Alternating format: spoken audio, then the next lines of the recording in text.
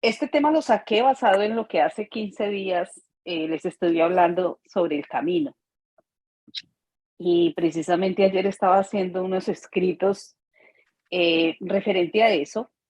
Y les recuerdo que el tema fue basado en Juan 14:16, que dice, Jesús les dijo, yo soy el camino y la verdad y la vida. Nadie viene al Padre sino por mí. Entonces, pienso que es muy importante que nos demos cuenta cómo es que nosotros nos podemos salir del camino. ¿Qué es lo que sucede para que nosotros podamos irnos casi a un abismo cuando nos desviamos del camino correcto? ¿Cómo empezamos? ¿Sí? ¿Cómo empezamos esas luchas?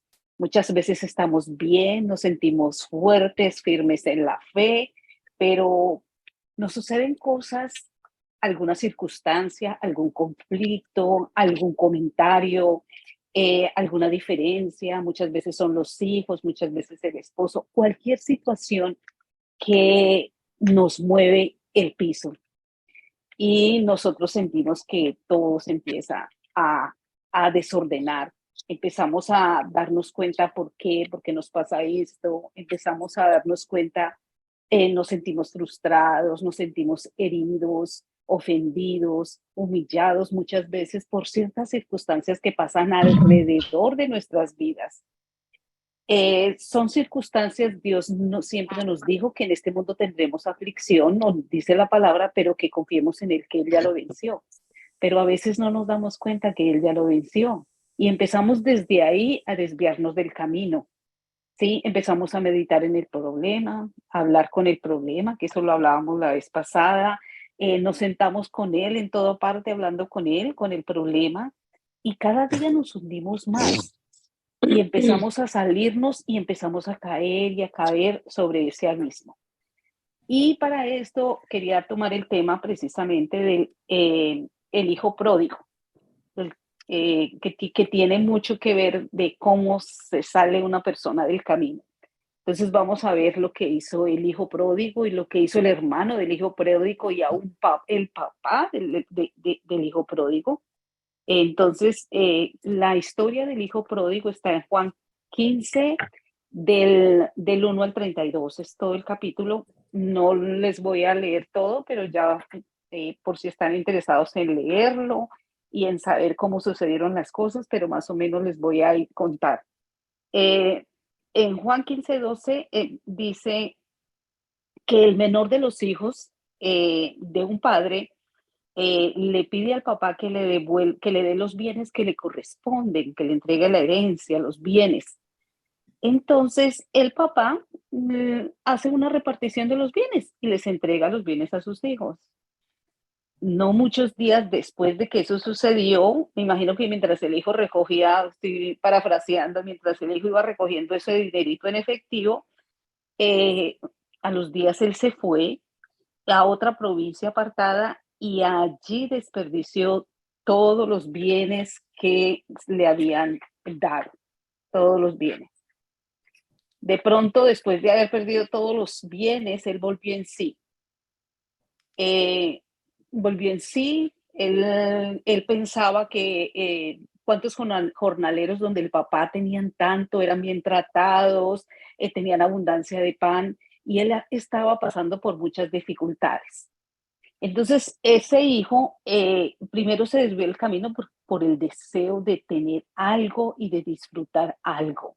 Él se fue saliendo del camino, él estaba con el papá y él estaba muy bien, tenían buenos bienes y los trataban bien, los vestían bien, ellos eran, digamos, como los jefes de ese lugar, como hijos, pero él decidió salirse del camino por la ambición, el deseo de tener y de vivir una vida diferente. Entonces, desde ahí empezamos a ver cómo él está con el papá, cómo él está bien, pero él decide que él quiere vivir una vida diferente y empieza a gastarse el dinero. Mientras todo eso pasa, eh, vemos al hermano, está ahí en el hermano del hijo pródigo, eh, se quedó en casa. Él trabajaba, él se esforzaba, me pongo a pensar, yo digo, tal vez lo hacía todo lo mejor posible, tal vez buscando que el papá lo admirara, que el papá viera lo que estaba haciendo, que viera su esfuerzo, que viera su lucha, que no pensara tanto en el hermano, sino que pensara que lo viera a él. Y él quería, lo hacía tal vez porque le dieran un reconocimiento a su lucha y su esfuerzo. Entonces, el hijo pródigo está con el papá, pero dentro de la casa del papá se está perdiendo y se está saliendo del camino. Ya no es feliz, ya hay algo que lo atormenta, ¿sí? Pero mientras todo eso sucedía, el papá andaba en otro mundo. ¿Por qué? Porque el papá estaba pensando en el hijo que no estaba, en el hijo que no podía ver, en el hijo que no sabía si estaba bien o mal, en el hijo que no sabía si estaba enfermo o estaba aliviado.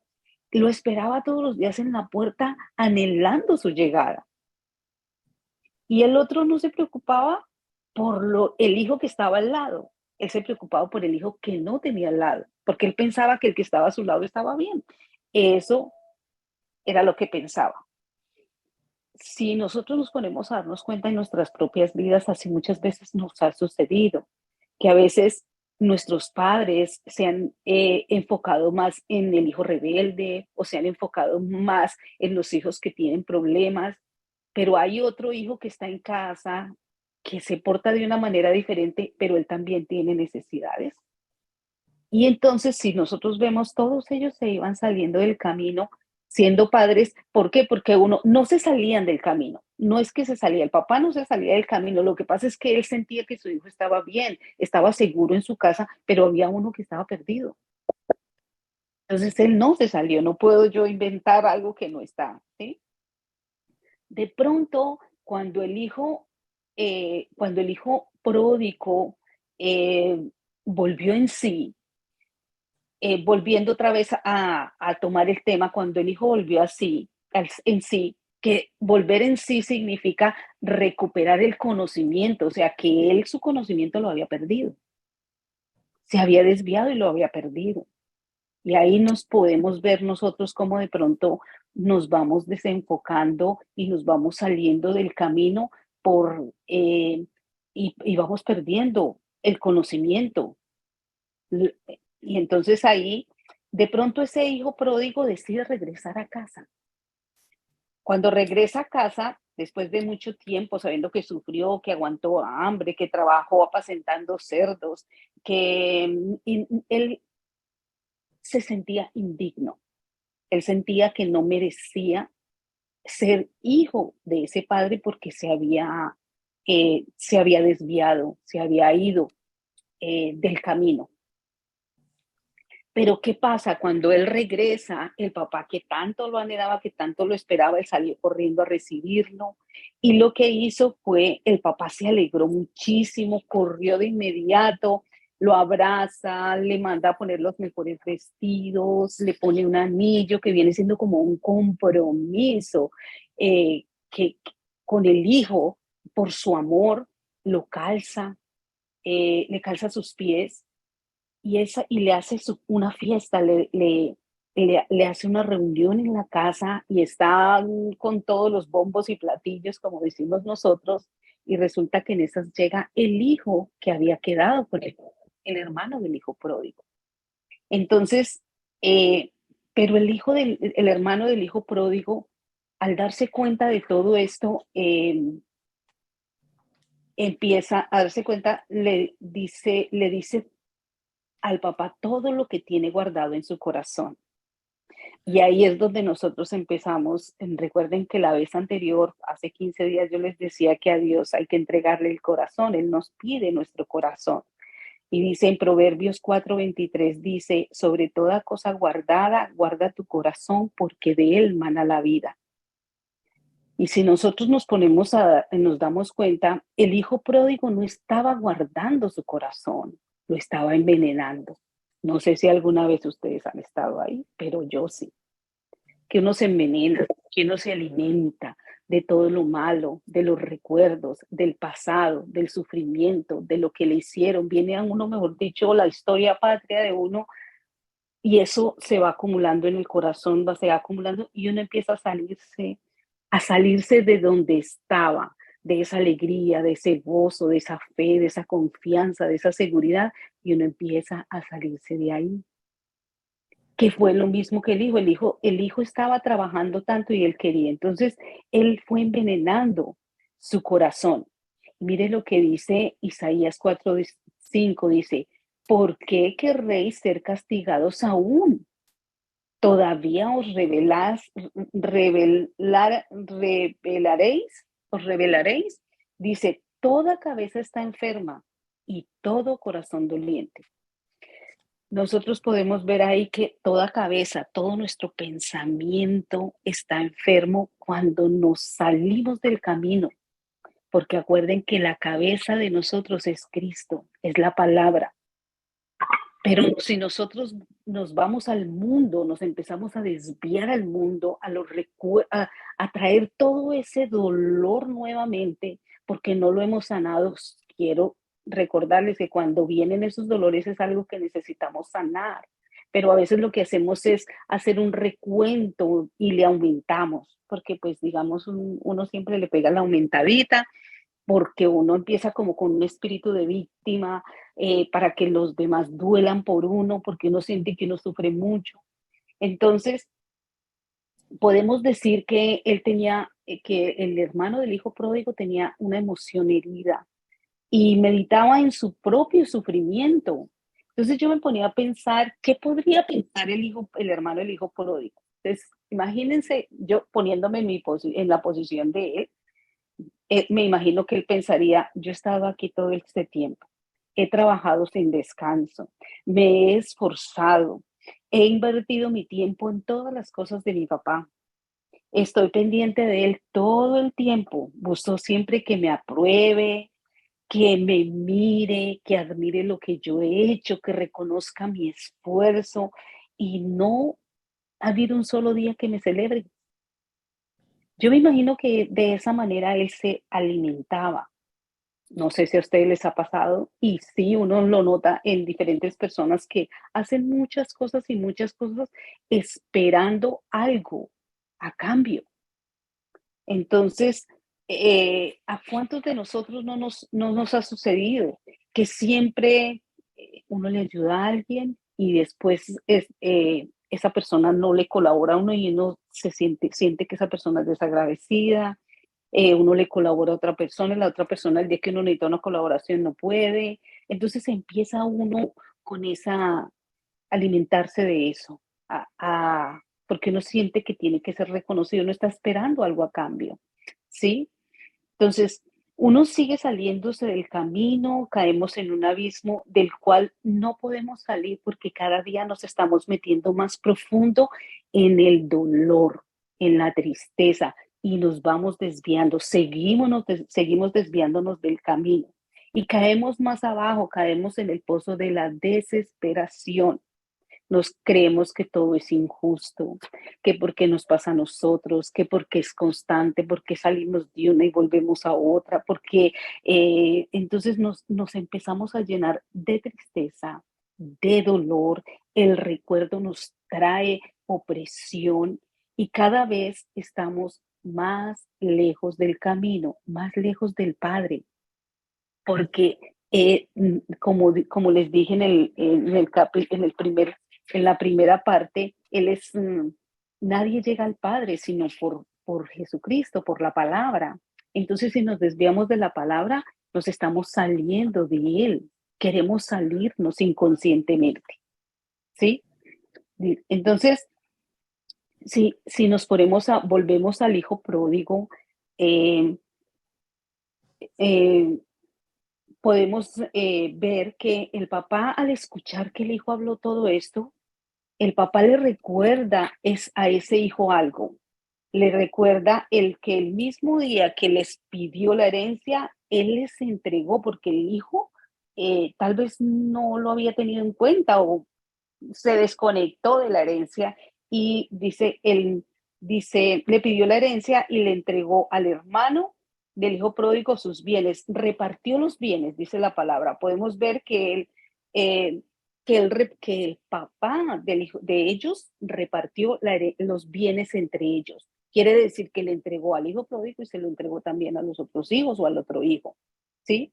Entonces, a veces nosotros o no recordamos, nos pasa que no recordamos que la palabra de Dios es una herencia, pero no conocemos la herencia que tenemos y luchamos por conseguirla. ¿Cuál es la herencia? La gracia, el favor inmerecido, el favor que nos ha dado Jesús a través de Jesús. Esa gracia, ese regalo que no es por méritos. No tenemos que hacer nada, absolutamente nada para poder ganarnos algo por parte de papá, bien sea que sea en la iglesia, bien sea a nivel personal, en nuestro matrimonio, con los hijos. Muchas personas piensan que por hacer cosas, Dios les va a hacer el milagro, Dios van a conseguir algo. Entonces cada vez se van, eh, ¿cuántos, perdón que me desubiqué, cuántos de nosotros no nos ha pasado que nosotros estamos haciendo algo, bien sea en las casas, en los trabajos, y siempre miran a otra persona, pero no lo miran a uno? A uno ni lo miran ni le dicen nada porque uno hace las cosas bien, a unos. A otros simplemente miran a los que están haciendo mal y le están enseñando a los que están haciendo mal, los ponen a uno a enseñarle al que está haciendo mal, o muchas veces al contrario, porque a veces es uno el que está haciendo algo mal, ¿sí? Entonces, eh, el papá le recordó que los bienes que él le había entregado, todo, a dice, y yo me pongo a pensar, él estaba bajo la gracia, ya le habían dado la herencia, pero no disponía de ella porque no la recibió, o sea, se la entregaron, pero digamos que no se puso a mirar qué era de él. Simplemente se quedó ahí sin saber que eso le pertenecía y estaba esperando que el papá le entregara algo. Fíjese lo que dice en Gálatas 5:4. De Cristo se han separado, se han separado ustedes que procuran ser justificados por la ley, de la gracia han caído. A veces pensamos que por hacer muchas cosas para lograr que Dios nos dé algo, para que nos conceda un milagro, para que nos haga algo, tenemos que luchar, tenemos que orar toda una noche, tenemos que ayunar 50 días, necesitamos hacer muchas cosas para lograr algo. Y resulta que no es así. Nos pasa muchas veces que creemos que es por hacerlo, pero aquí nos dice que hemos caído de la gracia, porque la palabra es un testamento y no sabemos qué nos ha dado. Si nosotros no conocemos ese testamento, nosotros no logramos entender que ya todo está hecho y que lo que necesitamos es tener fe. Entonces, eh, podríamos decir que el hijo pródigo se salió del camino porque cayó de la gracia. Él cayó de la gracia porque él estaba tratando de conseguir el amor de papá, la admiración de papá, el reconocimiento del papá. Estaba tratando de conseguir las cosas del papá, que no le había matado ni siquiera un animalito para hacerle una fiesta. Estaba esperando algo del papá, pero todo era de él. Solo que él no se había interesado no se había interesado por, por, el, por la herencia, no se había interesado por eso. Entonces, la gracia es un regalo gratuito, no es por méritos. No tengo que luchar, no tengo que esforzarme para conseguir algo. No, no debo hacerlo. Depende de mí disfrutar de ese regalo.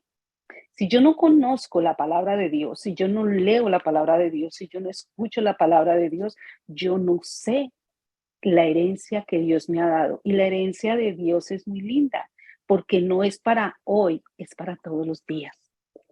Si Dios me dice que el bien y la misericordia me acompañarán todos los días de mi vida hasta el fin del mundo, yo tengo que darme cuenta que el bien y la misericordia, si hay algo que no está funcionando bien, yo tengo que empezar a caminar en la palabra irme por el camino, pero nosotros nos desviamos por las emociones heridas, por los pensamientos que nos atormentan, por las cárceles de opresión en las que muchas veces estamos. Dice, entonces podemos ver que es posible que a alguno de nosotros nos suceda lo mismo, todo, a cualquiera de nosotros luchamos, nos esforzamos, como lo hizo el hijo pródigo, eh, no estamos enterados realmente de la herencia que nos ha dejado nuestro padre. eh, no sabemos disfrutar de esa herencia, no la conocemos, probablemente sí conocemos una parte, pero no la conocemos toda y es muy importante conocerla toda. No entendemos por qué nos pasan las cosas que nos pasan. Entonces aquí vemos en Romanos 4, del 4 al 5, dice, pero al que obra no se le cuenta el salario como gracia, sino como deuda.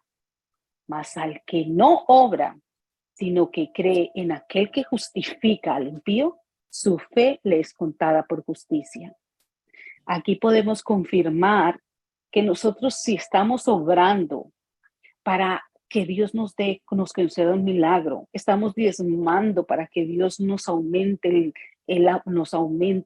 la cantidad de dinero que entra a nuestra casa, si estamos obrando para que se multiplique, si estamos sembrando con el fin de que no se multiplique ese dinero, estamos buscando con un interés, ¿sí? Y no es por obras, es por gracia y es por fe, ¿sí?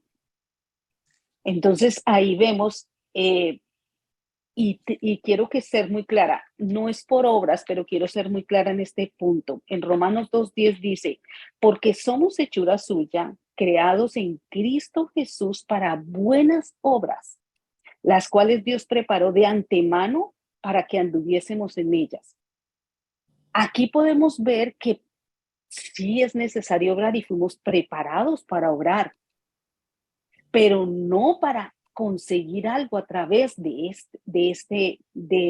hacer las cosas. Ya Dios nos creó de antemano con el deseo de hacer esas buenas obras. Muchas veces estamos en una obra o hay personas que están haciendo una obra pero terminan cansadas, agotadas, enojadas porque perdieron ese primer amor. No se dan cuenta que lo hacen porque fuimos creados o no nos damos cuenta que fuimos creados para esa obra, sino que empezamos a sentirlo como una carga porque estamos esperando algo a cambio y no podemos esperar algo a cambio. Necesitamos disfrutar de lo que ya tenemos y obrar para lo que como Dios nos ha diseñado, para hacer cosas buenas. Si vamos a colaborarle a alguien, si vamos a ayudar en la iglesia, si vamos a apoyar en alguna cosa, tiene que ser porque fuimos creados. Si, si diezmamos esperando que Dios nos dé algo, está equivocado y me perdonan, pero está equivocado el mensaje. Porque Dios dice que todo lo que pertenece a la vida y a la piedad ya nos ha sido dado. Entonces, si ya nos ha sido dado, Dios tiene destinado ya el día preparado para mí. Él preparó este día para que nos gocemos en Él. Lo tiene lleno de sus bondades, sus misericordias, la abundancia del reino de Dios. Pero para eso tengo que caminar en el reino de Dios, no en el mundo. Si yo miro cuánto dinero hay en mi bolsillo, entonces empiezo a mirar, a salirme del camino y a pensar que debo luchar para ganarme ese favor de Dios, ese amor de Dios, ese milagro que tanto necesito. Y no es por eso, porque ya todo está hecho, Jesús lo hizo todo y necesitamos todo es por fe, no por méritos. Nosotros lo que hacemos es, lo que les decía, es porque fuimos creados para buenas obras. Ahora, vamos a Gálatas 5:4, que dice, de Cristo os desligáis los que por la ley os justificáis, de la gracia habéis caído. Parece que lo repetí, me parece. Sí. Entonces, estamos viendo que vamos cayendo de esa gracia. volvemos a caer y seguimos cayendo y seguimos desviándonos del camino. No sé si alguna vez ustedes van a un almacén, se van de compras, como me ha pasado a mí, y uno se va y compra todo menos lo que uno tenía que comprar. Me desvié del camino y llegué sin lo que necesitaba.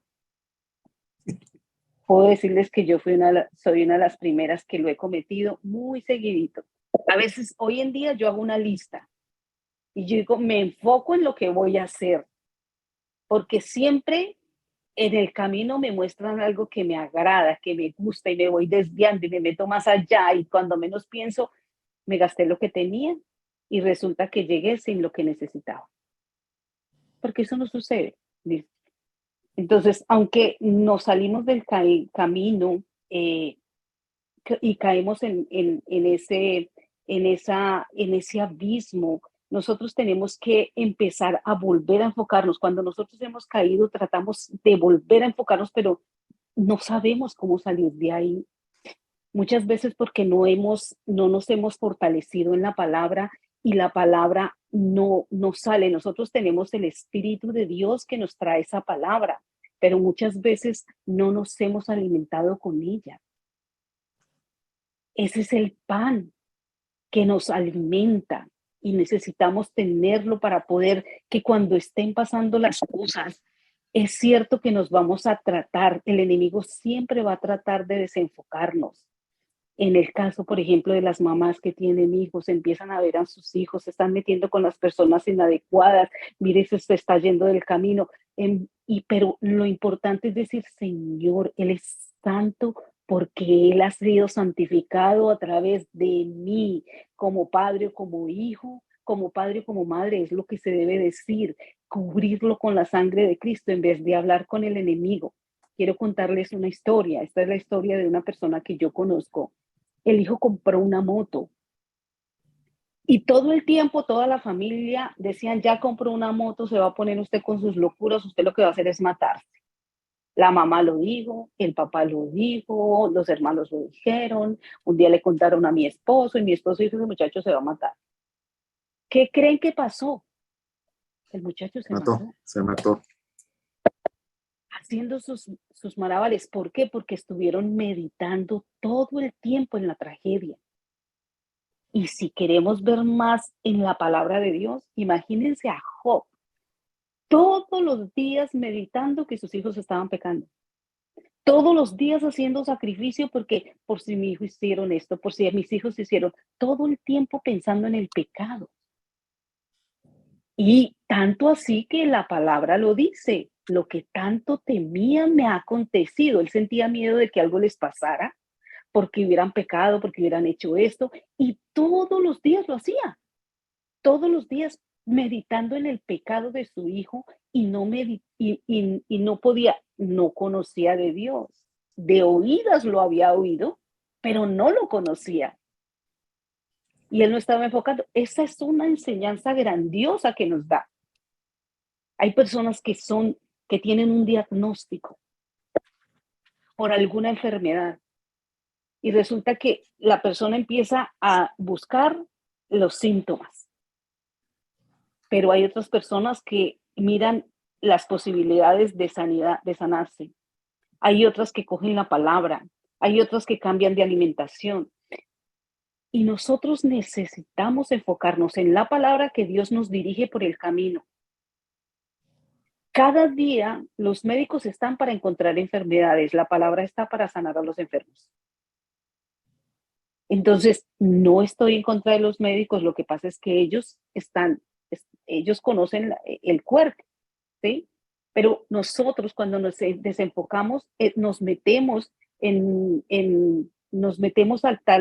de tal manera que, por ejemplo, en el caso mío, cuando me dolían todos mis huesos, cuando sentía esos dolores tan intensos, cuando yo empecé a hacer un análisis de todo lo mío, yo me di cuenta que eran emociones, esas emociones, y hoy en día me doy cuenta, cuando algo pasa, eso se me alborota el dolor porque me he dado cuenta que es por emociones.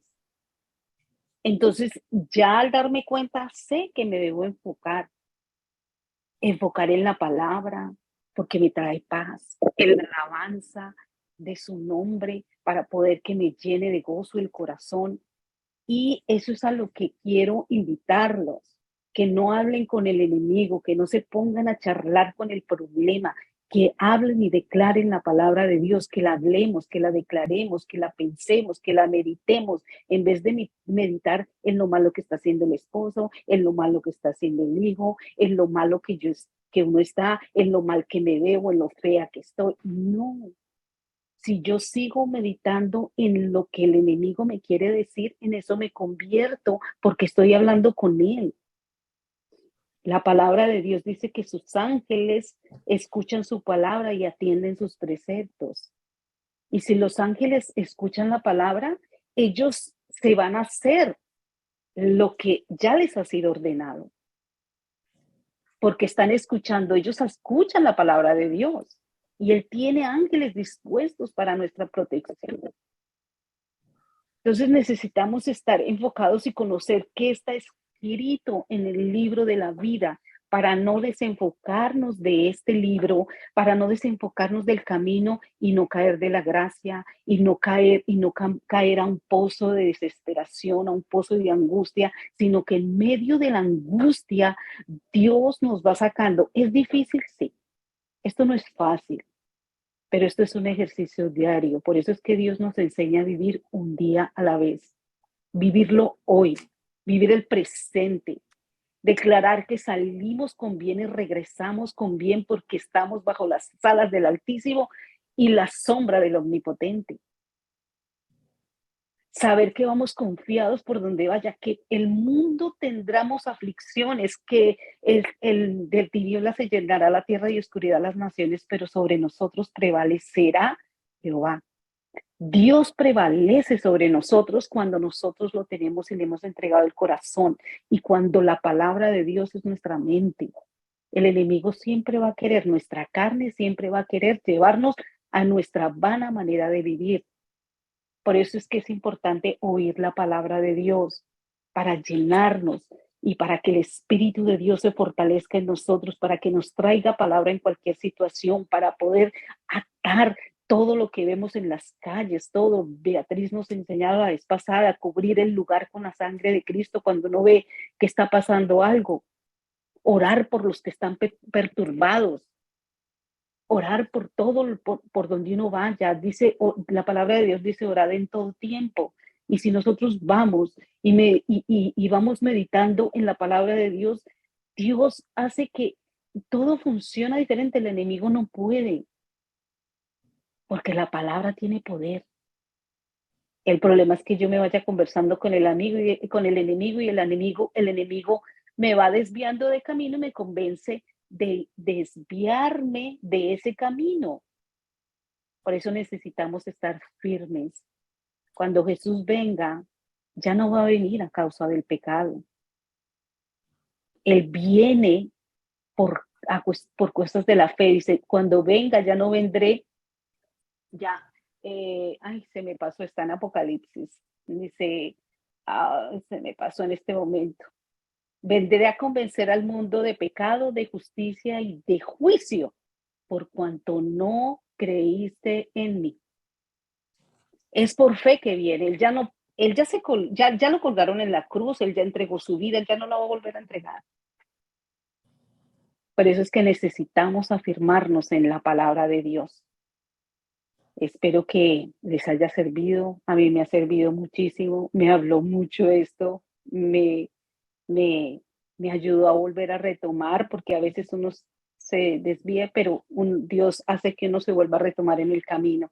Así es que este es el tema de hoy. Espero que les haya servido y que sea de bien para cada uno de ustedes y para mí también. Amén, amén. Amén, amén.